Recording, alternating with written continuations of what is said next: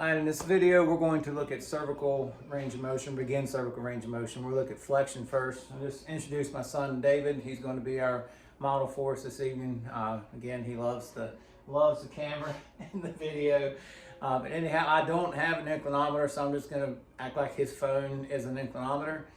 So the first thing I want you to do, David, sit up nice and straight for me. Yes, sir. Now I want you to look down as far as you can, please. Go in and do my overpressure. Overpressure should be a tissue stretch. All right, back to neutral, please, sir. You place your goniometer from A to P. I want you to go ahead and repeat that motion for me, please. So as he looks down, I then get my active reading. I do overpressure for the passive.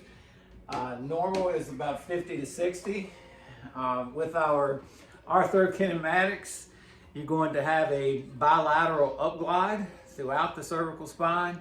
And then for your upper cervical, so basically just occiput on C1, you have an anterior roll and a posterior glide.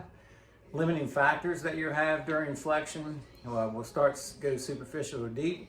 So muscles first, so layer one, of course, your upper trap and your levator scapula. In layer two, you have splenius capitis and cervicis. Layer three, semispinalis capitis, spinalis cervicis. And then in layer four, you're going to have a couple of your suboccipitals. You have rectus capitis posterior minor and rectus capitis posterior major. Then we go to the ligaments, again, superficial or deep. Ligamentum nuchae or nuchae, depending on how you want to say it. Then next thing we get into is the ligamentum flavum. As it gets into the upper cervical spine, it then becomes the posterior atlantoaxial membrane.